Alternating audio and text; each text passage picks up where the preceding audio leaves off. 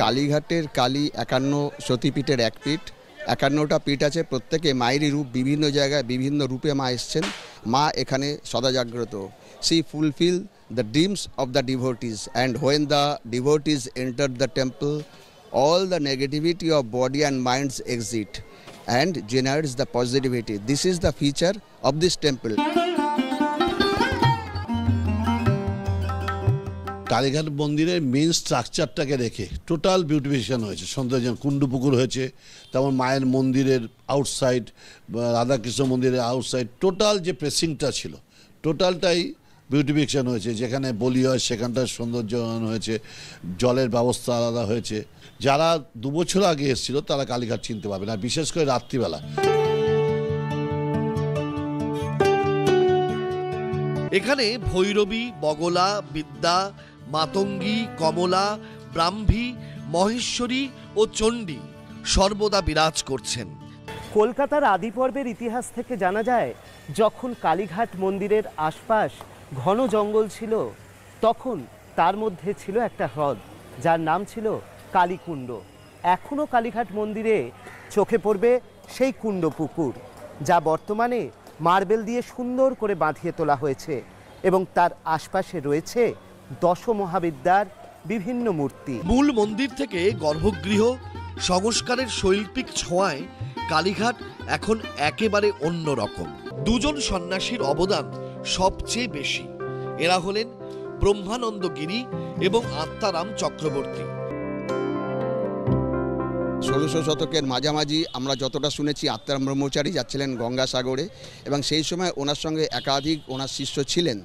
এবং যখন সন্ধ্যা হয়ে গেছিল, সেই সময় আত্মারাম ব্রহ্মচারী দেখলেন যে একটা দেবত্ব স্থান, একটা মন্দির ওনার খুব ভালো লাগলো, মনে ধরলো।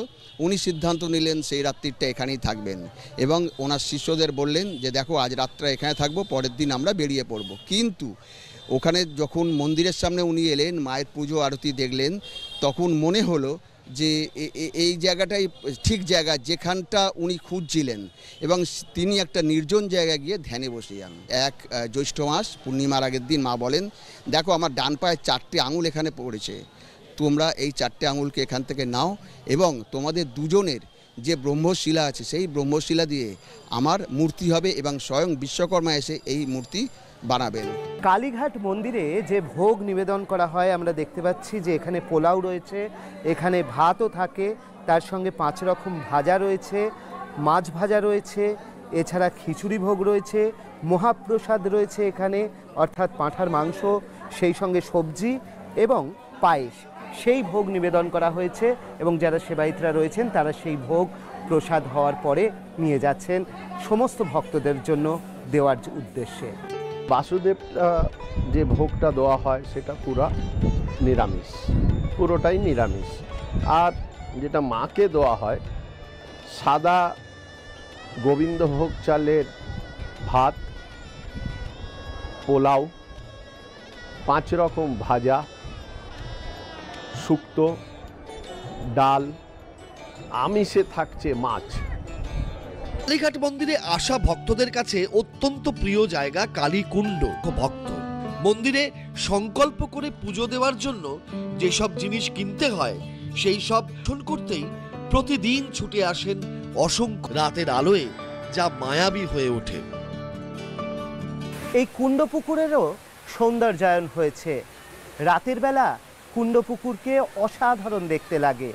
মানুষের দর্শন করতে খুব সুবিধা আছে। আগে যেটা একটা কনজেস্ট হয়ে যাচ্ছে, সেটা নয়। যদিও আমাদের কালীঘাট মন্দির না, অন্য মন্দিরের তুলনায় জায়গা কম, কিন্তু তার মধ্যেও অল্প পরিসরেও আমরা যেভাবে চেষ্টা করেছি যে মানুষের দর্শনীতে, বিশেষ করে সাগর মেলার সময় একটা বিশাল ভিড় হয়, তারপর কালী পুজোর সময়, দুর্গা পুজোর সময় সেই ভিড়টা আর অতটা সেইভাবে অসুবিধা হচ্ছে।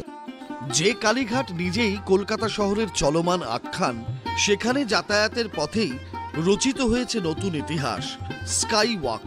মায়ের দরবারে পৌঁছতে এখন আর ঘিঞ্জি রাস্তায় ভিড় ঠেলে এগোতে হয় না, কার্যত আকাশপথে হেঁটেই পৌঁছে যাওয়া যায় মন্দিরে।